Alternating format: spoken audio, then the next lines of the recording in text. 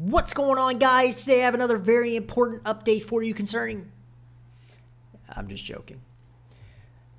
Alright, so what I want to go over is just some stuff that I've noticed when Ken Griffin speaks. I mean, it's hard to believe that one, it's hard to believe anything he says, and two, I think that this proves that he is just an absolute liar, and I think this is factual. I think what these videos are going to show is him speaking more as a politician than someone that's genuinely trying to be honest. I think there's a lot of pandering when he speaks, and I think that he's just a dishonest human being. I think greed has consumed him, and I think that this video is going to support a lot of that.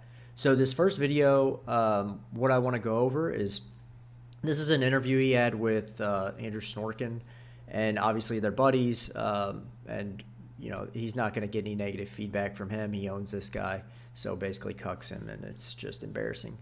But this particular interview, when you watch it, the questions are just set up. But this one, I think, may have caught both of them a little bit off guard. And so Andrew kind of leads him into a lie. You can tell Ken is uncomfortable when he goes to answer this question, that he's getting ready to lie right before he does, closes his eyes for a long period of time. Generally, when someone lies, you know, they want to think about that lie before they do. Closing of your eyes is a way to process your thought. So just listen to this clip, and then I'll have another one to play for you. They love that. Now, the whole GameStop conspiracy theory, I mean, that's come and gone. It was fascinating to be in the middle of that conspiracy. Yeah, what was that like for you? This is like a bad comedy joke. I mean, it's like a Saturday Night Live skit, but in real do time. Do you have a Twitter account? Do you follow this? I do not have a Twitter account. Does somebody send you? So he does not have a Twitter account. Now, this talk is a different economic talk, and this is when he looks much older, but it is shortly after that interview. And this also is him talking about Bitcoin. Now, he says that he never wants to get involved with Bitcoin, that he doesn't trust the system, kind of, that he doesn't see protection for fraud inside of it, which I find interesting. There has been articles saying that Citadel potentially is looking to get into the crypto space. I would assume that is more of on the market making side. So my theory would be, if payment for order flow gets banned in the regulated stock market, crypto is a little bit more free reign.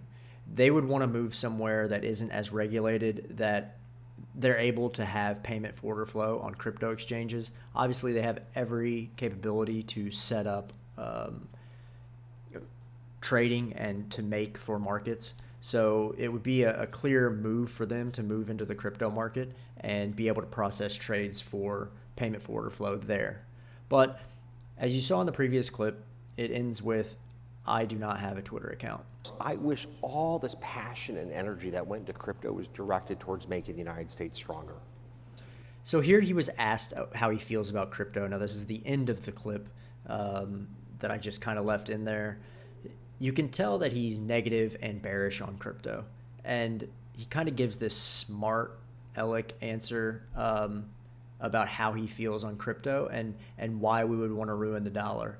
Honestly, it makes sense to me. But also what he says is kind of a lie, and he's just contradicting himself, his future self.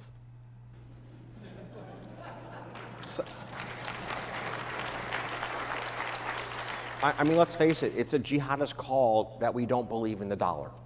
I mean, what a crazy concept this is, that we as a country embrace so many bright, young, talented people to come up with a replacement for our reserve currency, which helps to make our standard of living a reality and accrues incredible benefits back to our country. Let's replace the dollar as the global reserve currency with Bitcoin. That's a brilliant idea. By the way, so you can see how his negative connotation on that, it's a brilliant idea, that he's pretty bearish on it, that he doesn't like it, that he doesn't like the idea of crypto replacing the dollar, which I tend to agree with. Obviously, there's some arguments there. Crypto definitely has its place. But there is, you know, if we could strengthen the dollar, then we should. But also, I mean, this man is to blame for the devaluation of the dollar. I mean, he is the one that is moving the money to the top. So he is making the dollar more worthless. Hey, let's go ahead and build several hundred new power plants that produce an unbelievable amount of carbon to make that dream a reality. I think I maybe just told you how I feel about crypto. No, could you please Now pay attention to what he says here. be a little more explicit? So I will have so much hate mail in my inbox and on my Twitter account in about 30 minutes. So pay attention to that. Let's listen to this real quick. It's like a Saturday Night Live But skit, but in real do time. you have a Twitter account? Do you follow this? I do not have a Twitter account. Somebody I think I maybe just told you how I feel about crypto. No, could you please be a little more explicit? So I will have so much hate mail in my inbox and on my Twitter account in about 30 minutes, I can't count it. So I think that's a perfect example of who Ken Griffin is. I don't think you can believe a word that comes out of his mouth. And, you know, it's unfortunate because a person with so much power, if they were truthful, if they were willing to help, you know, middle class and lower class, they could make a huge difference in the lives of those people. Here I want to go over a clip. This is about payment for order flow, and I think this settles the argument on how he feels about payment for order flow if he is being truthful. Now we went over, maybe we can't trust what he says. Maybe he's not a truthful person. I think that's pretty likely that he's not truthful. But we can just listen to this clip, and he himself is saying he does not mind if payment for order flow is banned. Questions for you about the markets in which your companies operate. Citadel Securities is at the center of the debate over so-called payment for order flow, or buying the right to execute buy and sell orders from brokerages such as Robinhood or Charles Schwab. I would get And dry it's one of mouth the too if I reasons was that you had nervous. to testify before Congress over the GameStop situation earlier this year. To those uninitiated, payment for order flow is why retail investors can effectively trade for free.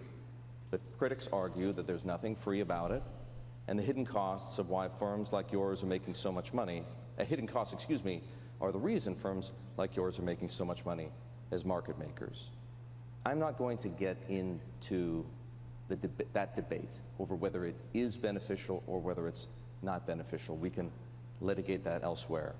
But there is, Ken, a renewed interest in Washington in regulating payment for order flow.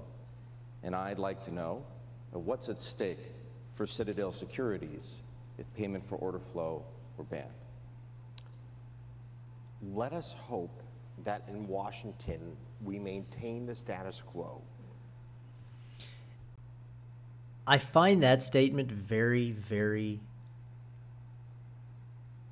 wrong. Washington is so broken. It is so broken. And to say, let's hope that we maintain the status quo is ignorant. That brokerage firms have a duty to secure the best execution they can for their customers. That's the basis on which we compete. That's the basis on which we win. That's the basis on which he wins. Now, let's take a step back. Payment for order flow is a cost to me. So if you're going to tell me that by regulatory fiat that one of my major items of expense disappears, I'm okay with that. You would be He's okay with it. I'm going to leave it there.